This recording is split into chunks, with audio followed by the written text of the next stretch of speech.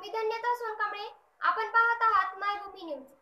राष्ट्रीय स्वयंसेवक संघाला 100 वर्ष पूर्ण होत असून भारताला हिंदू राष्ट्र बनवणे व भारतरत्न डॉक्टर बाबासाहेब आंबेडकरांनी देशाला दिलेली राज्यघटना बदलणे हा त्यांचा अजेंडा आहे.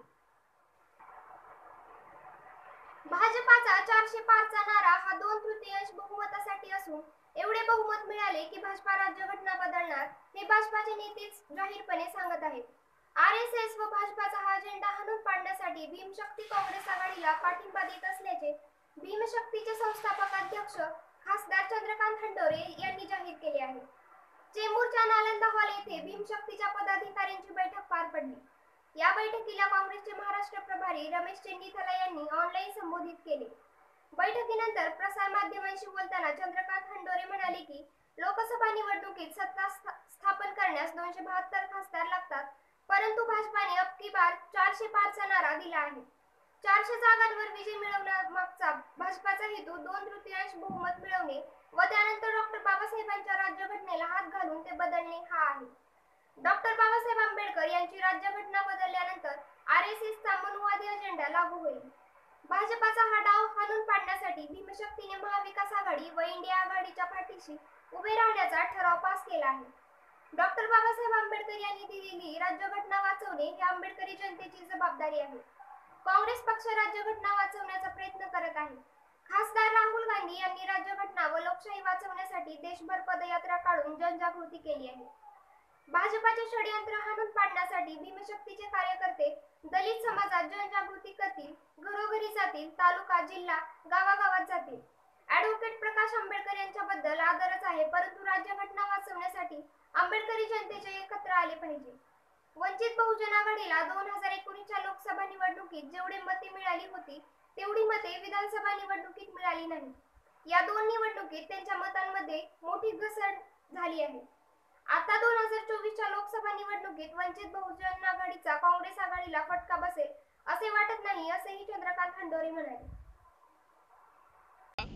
और बनाया आने वाले दिनों में कांग्रेस को मजबूत करना है, बीजेपी को हराना है. चलिए आप सबको मेरा निवेदन है कि अपने अपने इलाकों में कांग्रेस को मजबूत करने के लिए, महाविकास आघाड़ी को मजबूत करने के लिए आपको प्रयास करना है, कोशिश करना है. मैं सबको धन्यवाद करता हूँ. जय.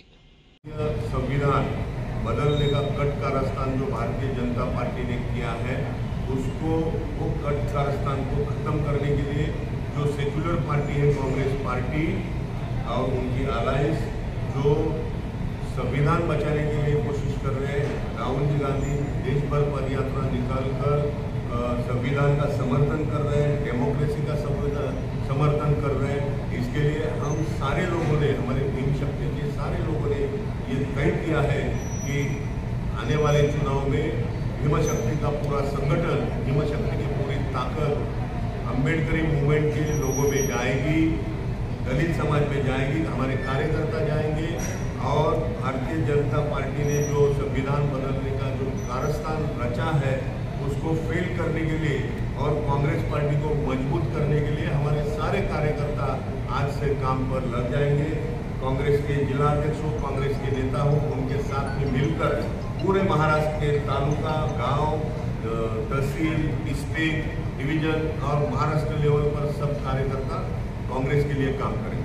जैसे आपने कहा बहुत सारी पार्टियां हैं, पहले भी आपने एकजुट करने का प्रयास किया था, दलित मूवमेंट वाली पार्टियां हैं, तो क्या इस बार भी प्रयास करेंगे ऐसा एक साथ आए?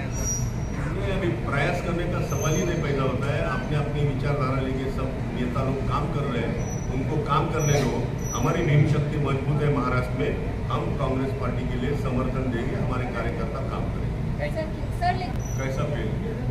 मैंने यहाँ से चेंबूर से, मुंबई से हमारे भीमशक्ति के कार्यकर्ताओं की मुंबई से 100 बसेस हम भर के गए थे वहाँ पर. उसके बाद में हमारे भीमशक्ति के कार्यकर्ता ने महाराष्ट्र से 400 व्हीकल्स लाए थे और पूरा मैदान खचाखच भरा था.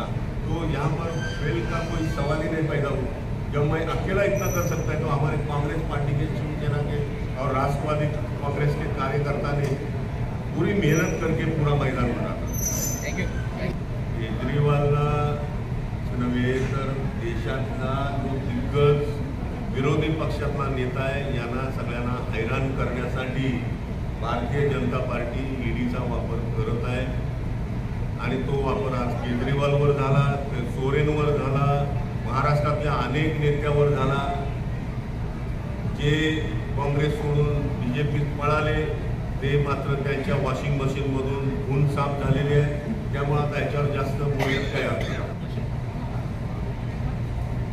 ते आता आमच्या पक्षामध्ये वरिष्ठ पातळीवर चर्चा सुरू झालेली आहे. शिवाजी पार्कच्या सभेमध्ये सुद्धा माननीय राहुलजी गांधी आणि अनेक आघाडीच्या वरिष्ठ नेत्यांनी या बाबतीमध्ये त्यांचं मत व्यक्त केलेलं आहे. निश्चितपणे त्याच्यावर काहीतरी मार्ग निघेल.